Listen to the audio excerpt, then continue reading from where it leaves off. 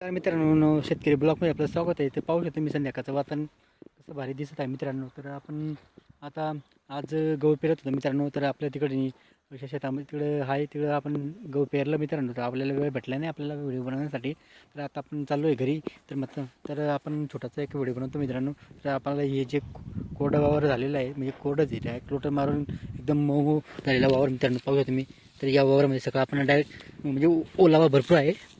असं ओलावा भरपूर आहे मित्रांनो. त्याच्यात काही अडचण नाही आपल्याला गहू पेरायला. असं एवढं ओलावा आहे मित्रांनो. आपल्याला गहू पेरायला काही अडचण नाही म्हणून आपण उद्या डायरेक्ट याच्यात आपण गहू पेरून देणार आहे.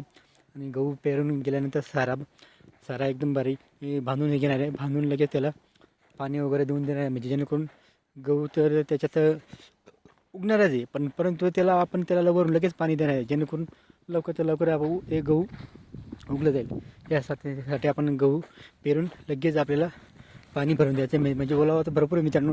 गहू पेरलं तरी उतरून जाणार आहे म्हणजे उगणार आहे. पण ते आपण कसं आहे थोडंसं त्याच्यावर लगेच पाणी दिलं तर त्याच्यापेक्षा लवकर उतरेल. यासाठी आपण लवकर असं गहू पेरून देणार आहे उद्या. तर आपलं एवढं वावर बाकी पेरायचं उद्या सकाळी येऊन आपण पेरून घेणार मित्रांनो. आणि ते पेरायचं काम झालं का कारण की असं वातावरण झालेलं आहे म्हणून लगेच सारे बांधून गेलो. असं पावसाचं वातावरण कधी कधी वाटतं आपल्याला.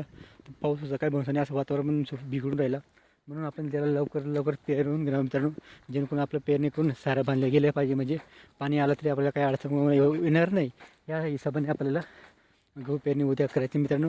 व्हिडिओ आवडला तर लाईक शेअर कमेंट करा. आमच्या चॅनलला सबस्क्राईब करा मित्रांनो. जय जवान जय किसान.